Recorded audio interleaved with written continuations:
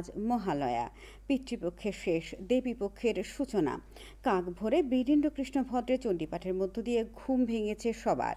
নদী আর তিখির জলে দাঁড়িয়ে পিতৃতর্পণ করতে চোখে পড়েছে একটি প্রতিবেদন।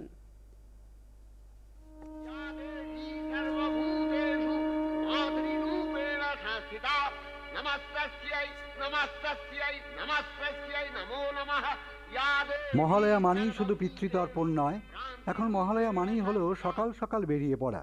মহালয়ার ভোর থেকে আগরতলা শহরের রাজপথের দখল নেয় সাধারণ মানুষ।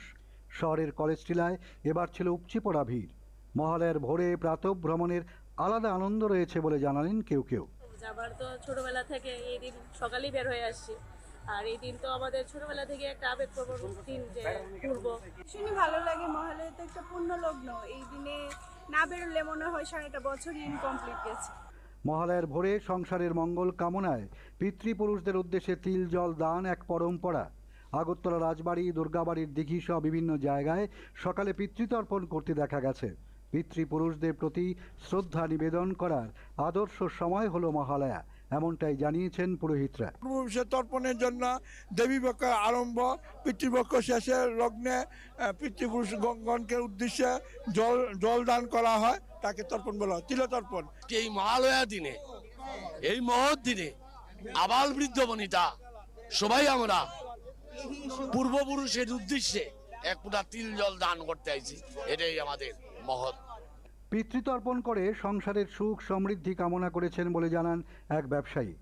যারা প্রয়াত হয়েছে আমাদের তারার জন্য একটু তর্পণ করা, তাদের চরণে একটু জল দেওয়া, এই প্রতি বছর পূর্বপুরুষরা করেছে, সেই জন্য আমরা করতেছি ধারাবাহিক। মহালয়ার সকালে রাজধানীর বিভিন্ন মন্দিরে বিশেষ পূজা অর্চনার আয়োজন করা হয়েছে। বনমালীপুর স্থিত রাম ঠাকুর আশ্রমে মহিষাসুর মর্দিনী পরিবেশন করে রাজ্যের শিল্পীরা।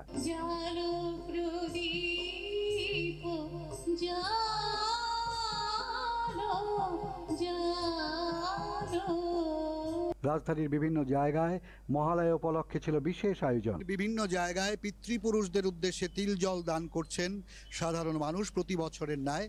কোথাও এই ঘাটে তিল জল দান চলছে, আবার কোথাও মানুষ বেরিয়েছেন একটা ঘোরার বা আনন্দের মুড নিয়ে।